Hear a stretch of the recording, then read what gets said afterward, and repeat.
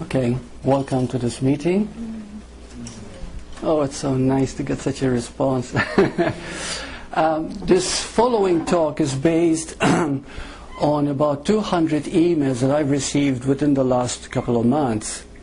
And they're all asking the same question. And the question is, well, I know the truth. I've been meditating for many years. I'm experienced. But I'm still suffering emotionally. I'm still not quite living it. And other people have asked, I'm feeling stuck. This is so common that I felt impelled to do the following video, because I do have an understanding of this. See, for 27 years I thought I was a teacher.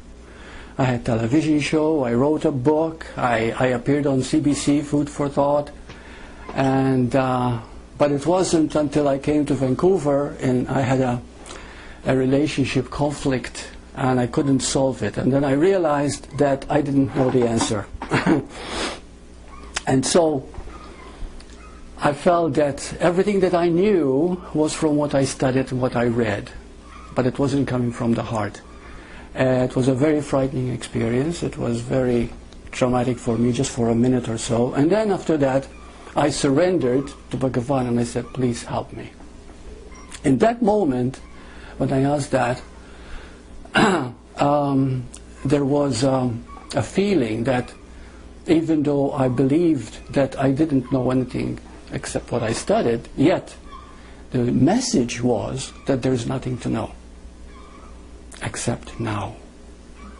And today's topic, and this is why people study, they read books, they do various knowledge about reincarnations, karma and all this, and thinking that we know the truth. But the truth is the now itself. And today I'm hoping that as we go through it, you'll have an experience. So the only way to begin to understand what we mean by now as being truth, go back to the time you were born. Of course, you might not remember, but your spirit came into the womb of your mother, and you were a lump of flesh, and you were a baby. Okay? So here you are, just born, and it is you. Now I'm going to be using the word "you" because it's important to keep that in mind. What is meant by you? Then after a few years, you were 2 or 3 years old. You begin to identify with the body. You were called a particular name. And you learned to walk and already had some conditioning. And that was still you. Now let's jump a few years. You are a teenager now. You're totally different. Your body is different. Your personality is different. Your outlook is different. Your beliefs are different. As a matter of fact, there's nothing in you that can be actually recognized as that baby. It is still you. And then you matured after a few years and you had a mature body. So it's recycled again. You see, going through different cycles of the body. The body is changing all the time, the mind is changing all the time, but it is still you. Now the question that I'd like to ask you is, who is this you? Now this is what happens, why people ask this question. Because when you when you ask yourself, who am I, you revert back to what you read, to what you studied. Well, I am pure spirit. I am a child of God. I am pure awareness, or whatever. There's nothing wrong with that. Of course you are these things, but you cannot know it until you actually feel it totally that this is who you are. So what happens is this, that we forget, is that the mind always identifies with whatever labels you have come up with. For example, let's say you were reading that you are pure awareness. So immediately you say to yourself, I am pure awareness. You see? So the moment the mind hears that, it tries to make an image of it. It can't help it. It is the nature of the mind. Well, the moment you make an image of it, you begin to identify with that image. In fact, our whole conditioning, our whole life is made up of those two. First you make an image of what you believe, of what you see, And then you identify with it as this is who you are. And because of that, you're already thinking that, oh, I am pure awareness, but why aren't I feeling the bliss? Why aren't I feeling more in control of my life? You see? So, because the one thing that has to be learned is that there is nothing to learn per se except now. I'm going to keep repeating this so that eventually you begin to feel the impact of this. When, like I said, in the year 2000, when I had that experience, I had what is called a zero-point consciousness. And at that moment, there was no Burt. So I reached a point where there was a beautiful, beautiful state, feeling loved, feeling joyous, feeling good. Okay, what else can I put words to it? Many of you must have had this experience because I can see it in your faces. So you know that you are far more than the image that you have of yourself. But this is your true state, and it is only felt and experienced when you begin to realize that you're not the person you think you are. You're far more than that. Let me give you an experience about what I mean by being the now tells you everything there is. About a year ago or so, I became aware that we can have Skype on computer, maybe even longer than a year ago. And so I said to Sylvia, she was in here, and I was in the bedroom, and I said, let's Skype. And we Skyped, and I thought, wow, this is a great idea. Maybe I can have sessions on Skype instead of just one-on-one, so that I'll be able to reach more people. Well, the first person that I had was a young German guy. It was in Germany. And so when I saw it, and I do all my Skyping on this computer here, so I came in and I had him full screen. And at that moment, I had an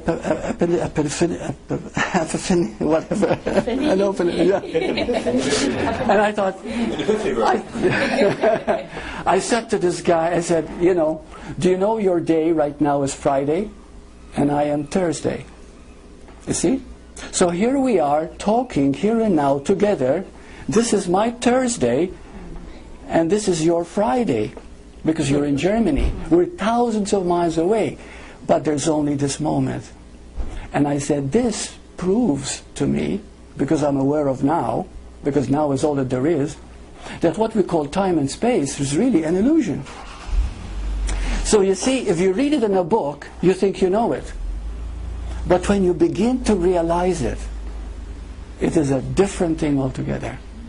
And at that moment I said to him, because it struck me, this is really, like Einstein said in his theory of relativity, that time and space are really not only relative but illusory. There's only now. And it was so clear at that moment that he was very interested in knowing more about it. It didn't affect him. Why didn't it affect him? And I was so excited because he's still with the mental ideas of how truth is, what to expect from the session with Burt, what is going to happen, you know, and all these things. So when the mind gets filled with these ideas, you cannot experience the moment. So I explained it to him for about 15 minutes, what it meant. And of course he got something out of it. Okay, but the point I'm trying to make is that the now itself is complete. For example, right now, here we are. Okay? Experience this moment right now. What is this right now, this moment? And of course you're thinking of the room and you're thinking of the people. But what is the truth of the moment is what is happening in the moment. There is speaking happening. There is listening happening. There is thinking happening. There is breathing happening. But there's no one doing anything. Can you feel it? There is really no one doing anything. It is a happening. You know, think of it as the ocean. The ocean creates many waves. It's one ocean. It creates many waves. And there are billions of waves on its surface. Each wave is unique. Each wave is separate. Each wave is different. But what is causing the waves, the actions of the waves? The ocean. See? So what is interesting about now is that there is nothing to know but now. If someone, many people have asked me, Burt, where do you come up with these approaches? They're very good. I love your videos and they've really changed my life. And I get these emails every day. And I said, truly, I really don't know anything. And I'm definitely not going to say I'm awakened, enlightened, or anything like that. Because the reason is because there's nothing to know. Truly, and I mean that. But then a person will ask, well, if there's nothing to know, then how can I live the truth? Because your intuitive heart, when you begin to live from the moment, it will begin to show you something that we never think about. That the now has infinite possibilities. The potential of now is beyond imagination. In fact, it staggers your imagination. Just like when I went on the Skype and I saw this German guy and I said, wow, I said, today it's your Friday and it's my Thursday. It didn't register anything, and so what, you know? Yeah, we're Skyping. But when you look at it, the now itself is all that is real. Here we are together, and yet the thousands of miles are irrelevant. You see? And all they don't matter, time and space. So anyway, that came because the now has infinite possibilities. And when you think you know, you cannot see these possibilities. Because all you see is what you've read. All you see is what you think you know. And another thing about the individual mind, which we call ego, is that it wants to know that it knows. Okay? And it's very, very stuck in that. I want to know, and I want to make sure that you know that I know. Okay? And so what happens is you're built with this knowledge, and this knowledge is blinding. Because there's nothing to know. And because there's nothing to know, imagine how alive you become. Because there's no one doing anything. There's just a happening. We're all part of each other.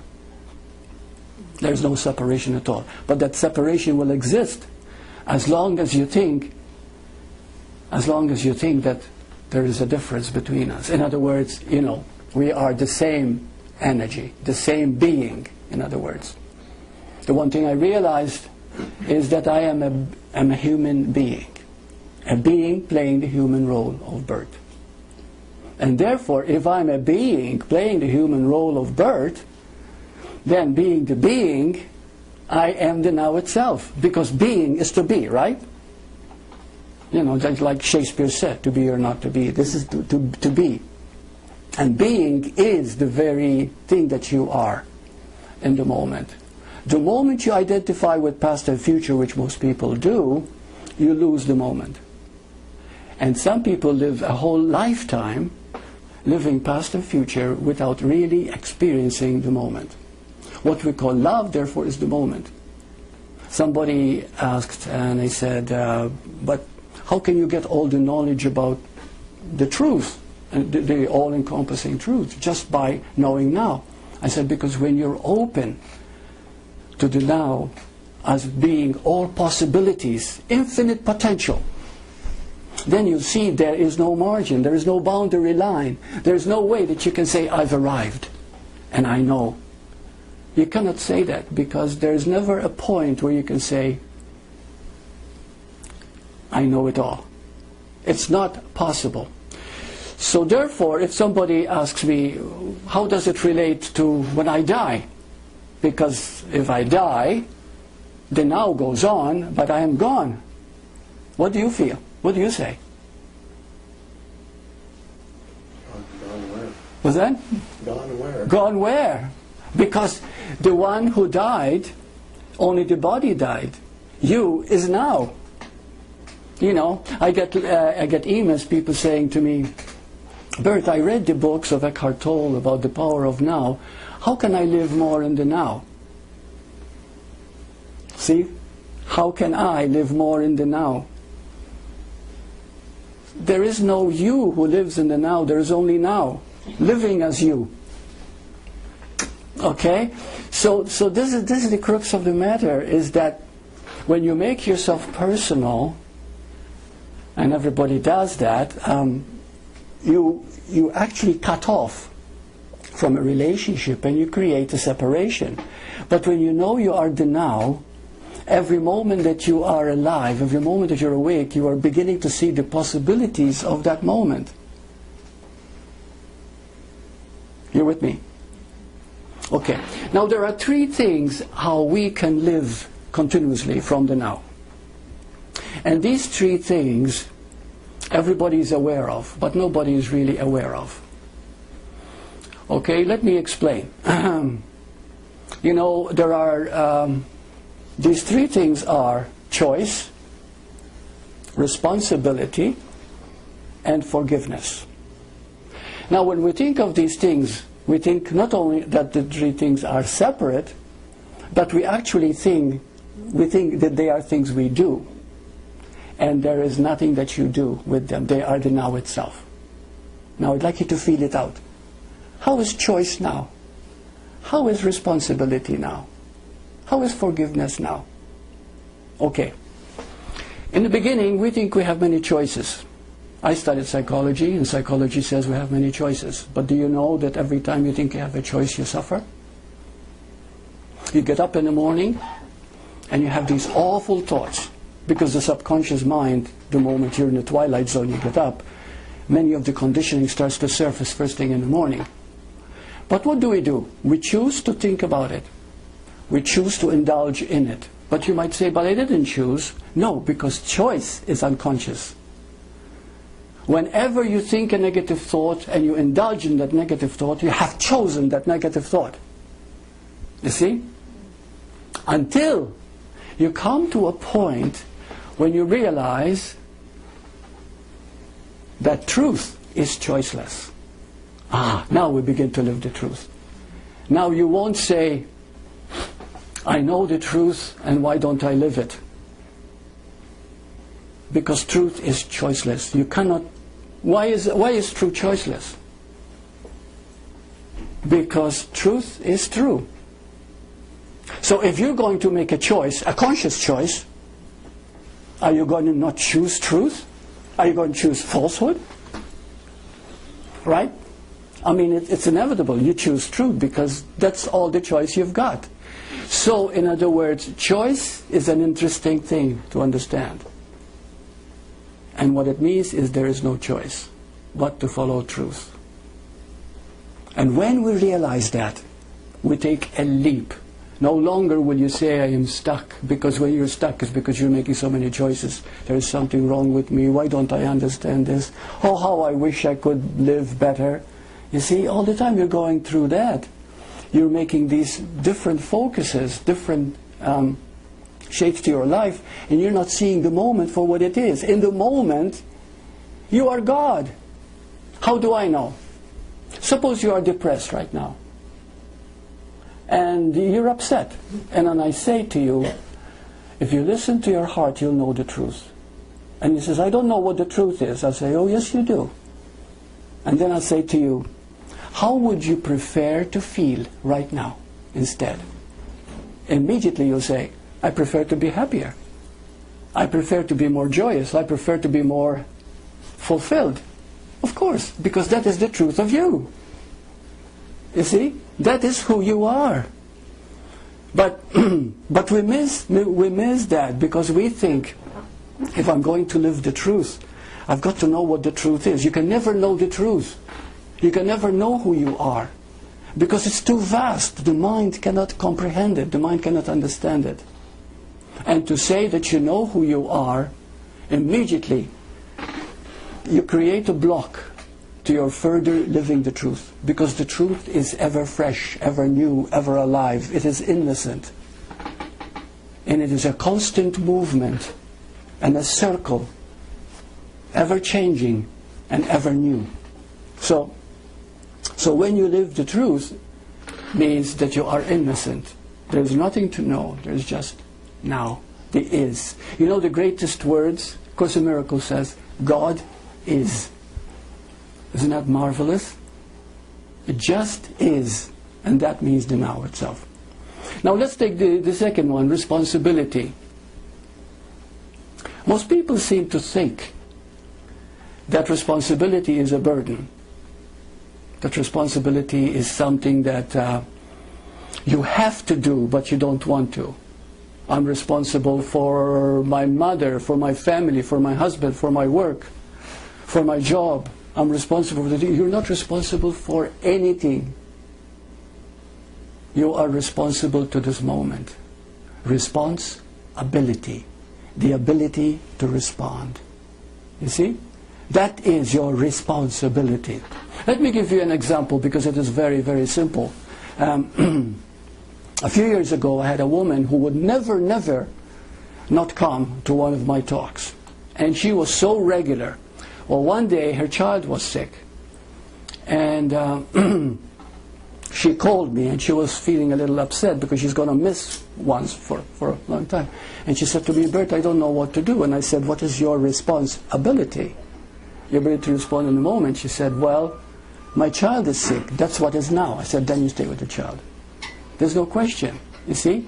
So responsibility is not a big thing. It is how you respond moment to moment to the truth of you. And it does not require work. It requires only that you become quiet enough in your mind to know exactly what your heart is saying. And if you don't know what your heart is saying because you happen to be caught in some focus that is not pleasant, then you ask yourself, how would I prefer to feel now? And immediately you know, who's going to say, I prefer to feel depressed? Nobody is going to say that, right? Because depression is not real. Depression is not you. Depression is when you have escaped long enough, you have cut off dealing with what is going on, and you've chosen unconsciously to make it real because you're feeling sorry for yourself. You see, when you live from your conditioning, you always have this living question. I don't feel good enough. There is something wrong with me. How shall I do this? Am I as good as? Okay, this is going on all the time, whether we believe it or not. Okay, and the reason it's going on all the time is because we're not in touch that there is no you who's going to be this or that. Really, when I say this, is it shocking when I say there is no person? Because that means you are so far more than that. See, as long as you think you are a person, you're going to suffer. Because the person always has many choices. But the truth being choiceless, there is no person. So that means you're being God. Did you know that? Because when I say God, I'm not talking about the God of the church, the God up there. I'm talking about now. You see? Some people have said to me, Burt, you never mentioned the word God. Some people have said that. I said, I always mention now. What is the difference between now and God? You see, the mind always separates. Always. Always is drawing conclusions. One is better than this. This is better than this. I'd rather this than that. But it's all enmeshed. It's all oneness playing. It's all now. So responsibility, there is no choice. Eventually, as long as you're choosing, you are going to suffer emotionally. When you realize you have no choice but the truth, oh, how beautiful that is. You know, I have no choice at all but to be the truth that I am. And then you simply follow your heart. How would I prefer to feel in the moment? And be that. And the last one is forgiveness. You know, forgiveness is one of the most powerful things. If you ever felt that there was someone you could not forgive, it eventually became a malady. Physical, mental, spiritual, emotional, or whatever. But when you start to forgive, a whole new world opens up. But when I ask people what is to forgive, they say, oh, I forgive. Okay, but when we go and understand it, we realize that we don't understand what forgiveness is. Forgiveness is forward, giveness, giving. Let me give you an example. You know, you look at the sky, and the sky is always there, right? Actually, there is no sky, there's just space. But we call it sky because it happens to be there, if the earth, you know. So anyway, the sky, the space is always there. And the sun is always there. But then the clouds come. And they get thicker and thicker and thicker, and they become so thick that even at noon, it feels like night. And you say, there is no sun. But someone who knows that only truth can exist, only truth can be, then you realize that beyond the clouds, the sun is always there. And so when you begin to forgive the clouds, what does it mean to forgive the clouds? To see that the clouds are simply moving energy that changes all the time. It has no solid foundation, just like thought, just like emotion.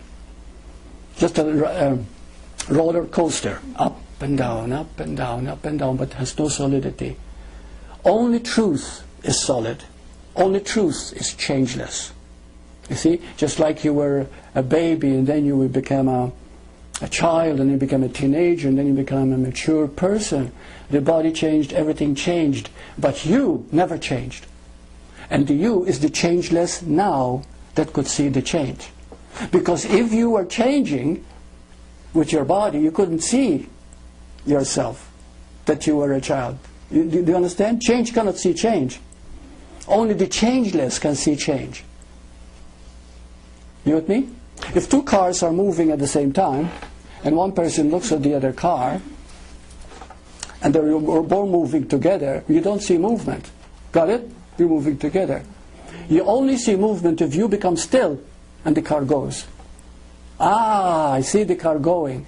See, I am the changeless watching the change. So you are the now, the changeless now, seeing the change. So everything about you changes. The body changes, your emotions change, personality changes, but you never change because you are the now itself. And another wonderful thing about knowing that you are the now itself, you are the now itself, not try to be the now or live in the now, you are the now. Okay? You also realize that I was never born and I will never die. There was never a time when I was not. And there will never be a time when I will not be.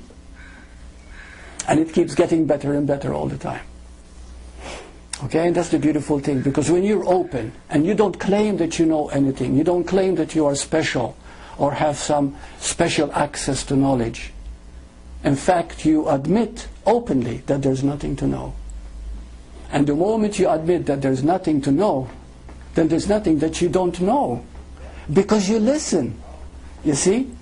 I remember when I thought I knew, I never noticed animals as much as I do now. I never noticed flowers by the wayside. I never noticed people's smiles and eyes. I never noticed little things. But when I realized that I am nothing and nobody, but everything and everybody, then everything changed. Because now I notice everything. See, and I can feel everything. And of course, that is natural when you don't claim that you know. And when you claim that there's nothing to know, then what happens is the intellectual part in you gives you space so that you can explore and inquire. And your intuitive heart becomes the knowing part of you. See, and that is the beautiful thing. So, to go back to forgiveness, you know what I love also about A Course in Miracles is that it mentions that all you need to do is forgive. And that is the miracle, because it's a course in miracles. What is a miracle? Forgiveness. See, people have been healed from terminal illness just by forgiveness. People have changed and been transformed through forgiveness. But sometimes we don't know that we're not forgiving because we carry grievances, you see? We carry, there's something wrong with me, or, you see, we can't forgive ourselves. So forgiveness is, if you're not living the truth of now, then you need to forgive it. So that's what forgiveness is. It's a continual thing, seeing. What do you see when you want to forgive? That there's nothing to forgive. It's just like a play in words, isn't it? Because there's nothing to forgive. Everything is because everything is. People do what they do. Someone comes at you very angry, and you begin to fear for your body. He's going to hit me or do some damage. But if you live in the moment, you begin to see that the pain is not you, that he's throwing at you through his anger. It is in him, and you feel compassion. That's how compassion comes, you see? And the moment you feel compassion for the other person, he cannot hurt you anymore, because you're not caught in self-defense. See, that's another thing too. You know, when you study psychology and you read books on codependence, you know, I have to honor myself, or I have to respect myself, or I have to create a boundary line, and I have to tell people that there is a line in which not to cross. Yes, these things are okay. Counselors are taught how to do this, but they're limited, you see, because when you study anything that has to do with psychology, psychology is the study of the mind. Psychology, the ology of the psyche, okay? So it doesn't go beyond itself. But in order for you to find peace and real meaning, you've got to go beyond psychology. You've got to go beyond the self. You see? It is only through the absence of self that you can know true love. You see, through being. Now, there are 3 choices that people live by. And every one of us chooses one of these. The first choice is made up of, don't quote me here because I'm not sure, but I would say about 70% of the population are in the first choice. They live dualistic life with linear brain thinking. You know these words? Are you familiar with these words? Okay. If you're not, I'll explain. Okay. Dualistic means that you think, because creation cannot take place unless there's 2 opposites. Okay? Nothing can exist unless it has an opposite.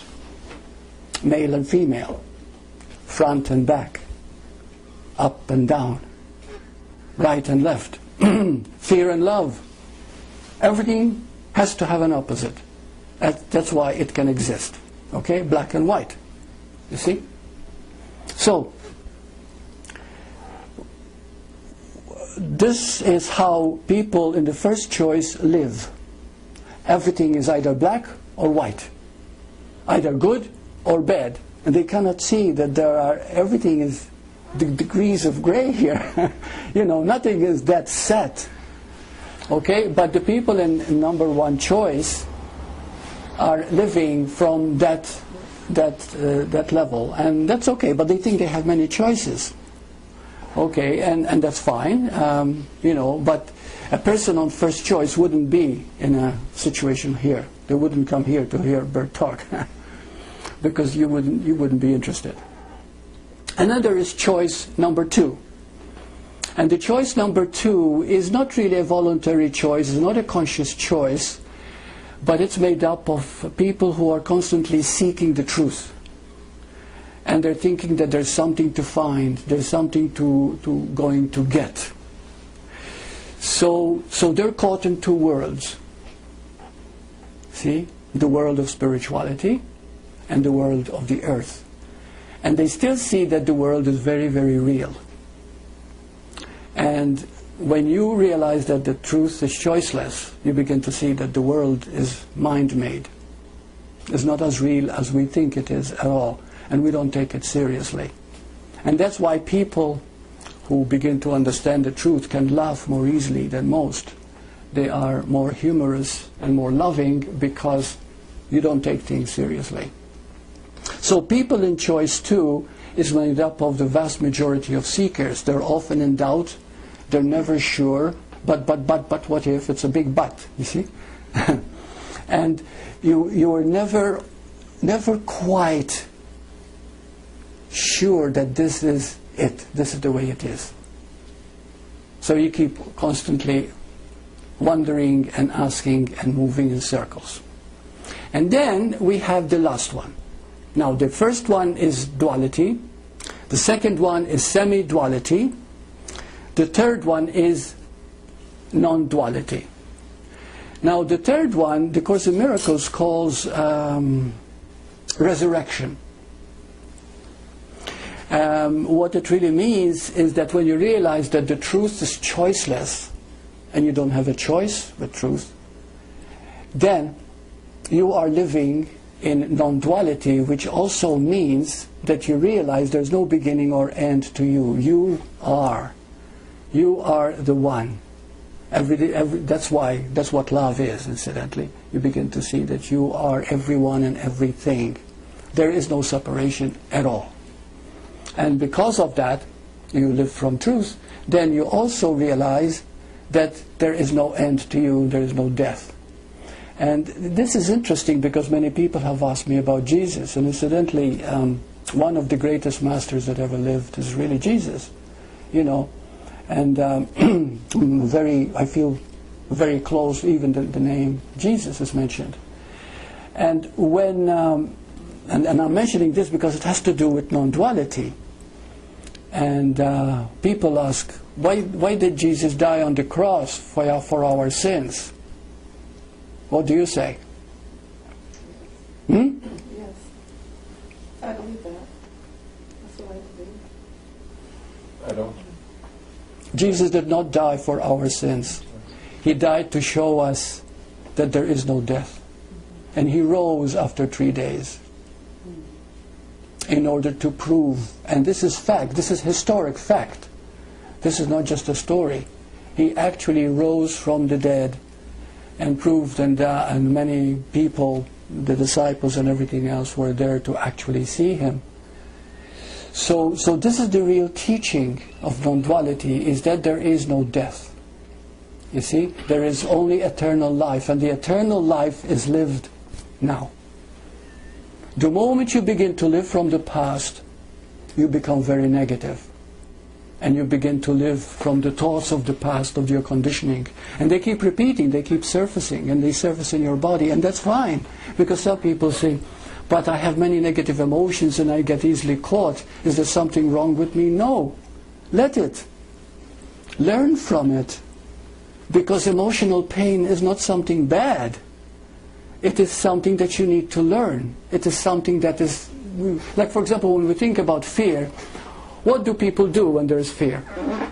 They run away, they don't want to meet it, they want to forget it, you know. Protect themselves. Yeah, protect themselves, right. So, but the point is, what is fear? If love is all there is, if now is all there is, and it's a fact, because it is the truth, then fear is the frustration of love. You see? So the moment you become aware that fear is the frustration of love, then immediately you have learned something precious here, haven't you? And then you begin to see that everything is love. Even fear is a need for love. Frustration is a need for love itself. So this is how we change and begin to live the non-dualistic life, the Advaita path, so to speak.